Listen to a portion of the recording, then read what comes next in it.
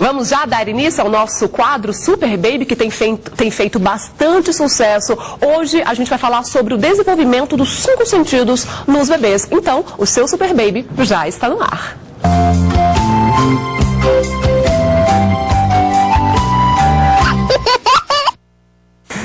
E para bater um papo sobre o desenvolvimento dos 5 sentidos nos bebês, a gente conversa com o Dr. Armênio Alcântara, que é neurologista infantil. Dr. Armênio, seja muito bem-vindo. Boa tarde. Boa tarde. Esses 5 sentidos nos bebês, eles já nascem com alguns deles, doutor? E como acontece esse desenvolvimento? Sim, os bebês, eles nascem com todos os sentidos já presentes logo ao nascimento. É lógico que não são todos que já estão no seu desenvolvimento pleno. Eles vão ocorrer principalmente nos primeiros meses, onde ocorre um desenvolvimento muito grande de todos os sentidos. Porém, eles já estão presentes, todos os 5 sentidos já estão presentes logo ao nascimento. Tem aquele que seja mais visível, mais presente? Sim. Os 2 principais, logo ao nascimento, eles são o tato e a audição. Os outros, que incluem ainda a audição, que está bem evidente, como a gente disse, junto com o tato, nós temos os outros 3, que incluem ainda o paladar, que é a degustação, o gosto que as crianças sentem, a visão, que elas começam a desenvolver, e o olfato. Né? E esse desenvolvimento, ele pode ser estimulado? De que forma isso pode acontecer? Sim, nós temos várias maneiras né, de estimular com que esses sentidos eles se desenvolvam em maneira gradual, de uma maneira adequada. Né? É lógico que cada sentido vai ter sua melhor maneira de desenvolver, mas existem sim várias coisas que a gente pode fazer para isso. E o que pode influenciar, doutor, um sentido ser mais desenvolvido em uma criança e menos em outra? O estímulo. Né? Então, por exemplo, a audição, né, que é um sentido muito evidente, já desde o 5º mês de gestação, a criança já tem condições de escutar o que está acontecendo no ambiente. Sim. Por isso que a gente até fala que a mãe tem que conversar muito com a criança, e realmente isso é muito importante. Né? Porque a criança desde o 5º mês já está ouvindo o que está acontecendo né, no seu ambiente. Né? E quanto mais a mãe conversar, mais envolvido vai ser essa audição. Então é importante conversar. E esses estímulos, de uma maneira geral, têm sido feitos pelos pais?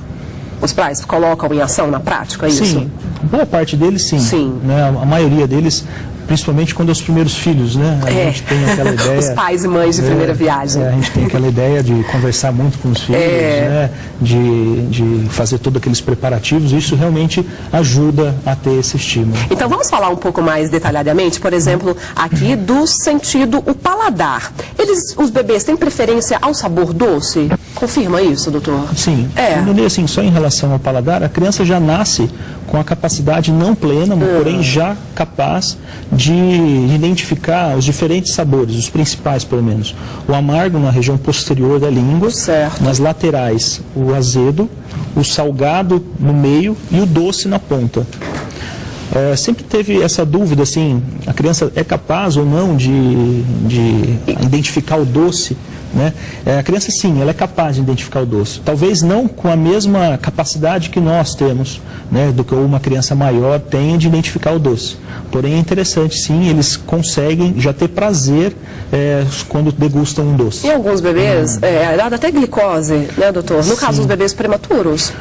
Tanto os prematuros, às vezes até aqueles anéis de termo, que é o que a gente chama aqueles anéis que nascem no tempo certo, em algumas unidades de cuidados neonatais, eles administram glicose na boca do nenê quando vão fazer algum procedimento mais doloroso, por exemplo, uma coleta de um exame de sangue, por exemplo, para acalmar a criança e tudo mais. Isso mostrando que quando a criança ingere a glicose, já libera endorfinas e isso faz com que ela fique mais tranquilo, né, mais calmo. Vamos falar agora da visão. Doutor, alguns bebês já nascem com os olhinhos totalmente abertos, outros não, vão abrindo aos poucos. O porquê isso acontece? Isso depende de vários fatores, são algumas variáveis. Por exemplo, o parto influencia muito nisso, né? Então as crianças com parto normal, elas tendem a ter um discreto edema, um discreto inchaço da face, né, do rostinho da criança, e isso nas primeiras 24 a 48 horas, isso já vai melhorando.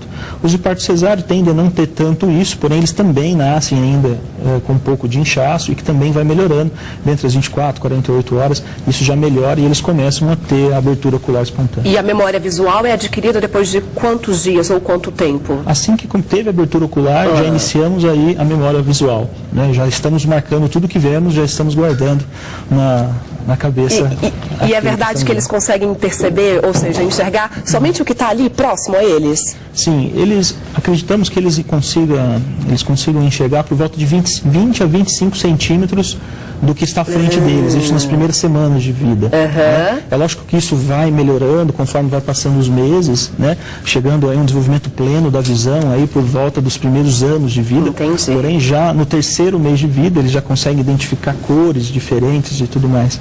Porém, o desenvolvimento da visão deles ocorre gradualmente muito rápido nos primeiros meses e depois isso persiste ainda nos próximos anos e tudo mais. O preto e o branco são as principais cores ali no início? Sim, as primeiras semanas eles conseguem distinguir entre um claro e escuro. Então a gente pode até observar que às vezes o próprio nenê, se ele estiver num ambiente escuro e você chega e acende a luz, ele estranha um pouco, né? E isso depois vai melhorando. Aí, nesse momento, além do claro e do escuro, ele também tem a diferenciação entre o movimento e o que está parado, né? O estático e o movimento, e isso vai melhorando até o terceiro mês, onde ele realmente vai ter a diferenciação de cor. Certo. Vamos falar agora sobre o olfato. O cheiro mais identificado ali do bebê é o da mãe. Doutor, por isso a importância, né, da mãe ficar ali próximo ao filho. Até quando nasce, né, os médicos automaticamente já colocam ali o bebê. É incrível, o bebê para de chorar quando tem um contato com a mãe. Esse contato, logo ao nascimento, é muito importante. A gente vê que isso acalma muito mais o nenê. Porque já que a gente está falando que a visão do nenê é de 20 a 25 centímetros, a gente precisa deixar ele próximo à mãe. Não adianta deixar o nenê longe da mãe, que ele realmente isso não vai beneficiá-lo em nada. Então, realmente, isso ajuda a gente colocar esse contato. E além da visão, que ele já está enxergando, tem o olfato, onde que, logo ao nascimento, os nenês já têm total capacidade de olfato. É lógico que ele vai se desenvolvendo em medida que ele vai se expondo aos diferentes odores, né? Então, porque ele está entrando em contato tudo pela primeira vez, né? Então, ele vai desenvolvendo isso. Mas o primeiro que desenvolve, que ele identifica, realmente é o cheiro da mãe, que até então ele só escutava, né? Mas não ainda sentia o seu cheiro. É importante os pais evitarem produtos de limpeza muito fortes, né, doutor? Ou seja, aqueles mais fraquinhos, até para limpar o quarto do bebê, no banheiro onde o bebê vai tomar o seu banho, os produtos com menos cheiro. Sim, aquela ideia de que os nenês têm maior capacidade do olfato, isso em si não é verdade. Eles têm a mesma capacidade do que nós. Sim. Porém, eles estão entrando em contato tudo pela primeira vez. Então, por exemplo, é como nós, quando entramos num ambiente que acabou de ser pintado. A gente entra e tem aquela sensação do cheiro forte. E depois de um tempo você se acostuma. E os nenês estão entrando em contato com esse ambiente, com uma tinta fresca, o tempo todo. Porque toda hora é um cheiro diferente que ele nunca sentiu. Então, por isso a necessidade de evitar perfumes muito fortes, produtos químicos de limpeza no quarto da criança. Outra coisa que é importante a gente evitar, que às vezes a gente não sente tanto o cheiro, mas são aqueles produtos onde a gente coloca na tomada para evitar mosquitos, né, insetos. Aquilo não é interessante colocar no quarto da criança. É interessante, por exemplo, se tiver um corredor adjacente ao quarto da criança, coloca no corredor e não no quarto. Até um cuidado na hora de dar o banho, né, doutor? Na hora de limpar a orelhinha.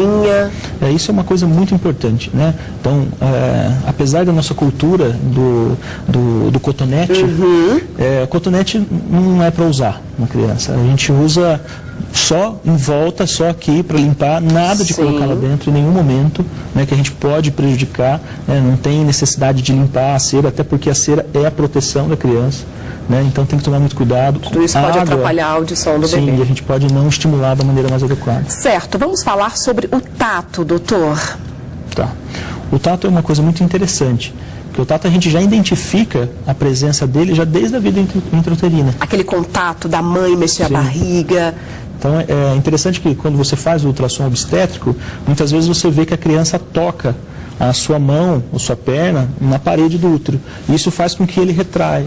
Né? Isso mostrando que ele já tem o tato presente. Né? E o tato é uma coisa interessante que ele vai desenvolvendo, né? Conforme vai passando os meses, né? Lembrando que os primeiros meses de vida é esse boom de desenvolvimento. e até por volta de 1 ano de idade, entre 10 a 12 meses de vida, eles já têm total capacidade de diferenciar. Por exemplo, se você der 2 bonecos para eles, né, um boneco de madeira e um boneco de pelúcia, ele vai dar preferência ao de pelúcia, porque ele já tem a total capacidade de diferenciar que aquele é muito mais fofinho e é muito mais prazeroso brincar do que aquele, às vezes, de madeira. Alguns bebês prematuros fazem, acho que, não sei se a palavra correta é tratamento, aquele método canguru, onde a mãe coloca o bebê aqui e fica algum tempo. É eficaz esse método? Super eficaz, extremamente indicado, principalmente nas crianças de baixo peso. Né, é um tratamento isso? A gente considera um tratamento. Né? É lógico que não é um tratamento curativo, nada disso, mas é um tratamento, está dentro do tratamento paliativo, na tentativa da gente melhorar com que o ganho de peso dessa criança se torne o mais adequado possível. E com isso a gente está estimulando o toque, o contato com a mãe, a visão, porque ele vê o contato, os olhos da mãe o tempo todo. Então isso é realmente interessante. Ótimo. Vamos falar da audição, doutor. Sempre conversar com o bebê? Sempre. Desde a vida lá, intrauterina? Sempre. Né? Conversar com a criança, não só, é lógico que o assunto nosso hoje é o bebê, mas quanto mais a gente conversar com nossos filhos, melhor. Sim. Né? E nesse período, no bebê e no lactente muito jovem, nos primeiros meses, isso não deixa de ser verdade. Né? Aliás, é tão importante quanto qualquer outra idade. A gente tem que conversar, né? E até as fonoaudiólogas sempre dizem que é interessante a gente evitar aqueles nossos dizeres que a gente muda o tom, querendo usar palavras diferentes, sabe? A gente tem que falar como a gente falaria com um amigo, né? Com um colega. As mães têm mania de falar como se fosse um bebê. Exatamente. Ai, meu filhinho. Não, falar como um adulto mesmo. Exatamente. Né? Porque isso, na realidade, a gente vai criando vícios. E aí a criança, quando tiver os seus 3, 4 anos, você é o espelho do seu filho. Né? Então, ele vai nos imitar. Se você falar assim, isso pode prejudicar o desenvolvimento da fala dele. Olha que interessante. E música, doutor, é recomendável também, né? Sim, extremamente recomendável. É lógico que evitar os extremos. Sim. Né? É interessante que, em relação à audição, as crianças gostam de de músicas muito ritmadas. Então, a gente pode perceber que eles têm assim, uma sensação boa quando tocam um celular, por exemplo, que é uma coisa muito ritmada. Né? Então, e fazem os movimentos ali, né? Com a cabecinha. Sim, muitas vezes eles acompanham ainda. Né? Mas, e é lógico que barulhos muito fortes, muito agudos, isso não ajuda. E é interessante a própria mãe cantar para o filho. Sim, né? Eu brinco com meus pacientes que eu falo que a mãe tem que cantar porque para o filho, a mãe é a melhor cantora do mundo.